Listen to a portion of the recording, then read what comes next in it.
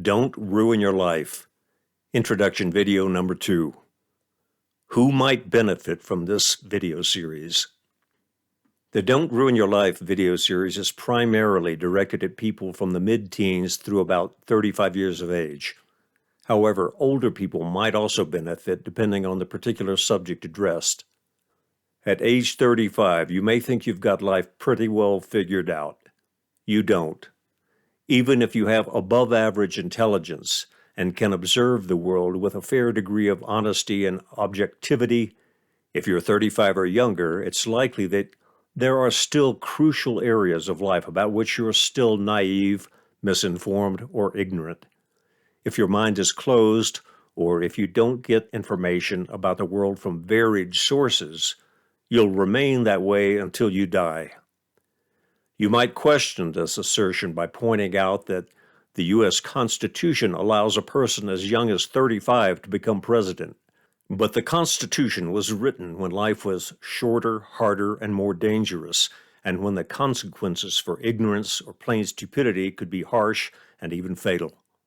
By the time you're 55, roughly another generation worth of living beyond 35, it's likely that many of your beliefs will be significantly modified or completely reversed. At 55, you'll probably have a better grasp of reality, including human behavior, compared with what you mistakenly thought it was or wanted it to be. Let me emphasize that last sentence in different terms. There is reality the way you think it is. There is reality the way you want it to be. And there is reality the way it actually is. Your lifelong goal should be to identify and operate within actual reality. This video series is also directed to people of any age who are dissatisfied with their lives thus far, or who have realized that they aren't being the best version of themselves that they can be. Whatever your age, if you think your current life views are logically sound and pretty well fixed, you might do an internet search for the term end of history illusion.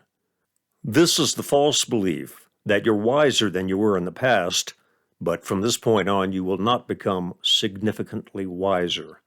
Put another way, it's an ongoing belief that at the present moment you have reached optimum wisdom, with little change expected or needed from this point on. The advice given in this video series doesn't cover all life situations, of course. How could it? But it covers many situations where you could cause a major long-term problem for yourself. The reasoning behind most items of advice is clear and simple enough that it can be explained rather briefly, but others are better understood with a more extensive examination or by giving illustrative examples or stories. Some examples or stories are hypothetical, and I identify them, but some come from actual events.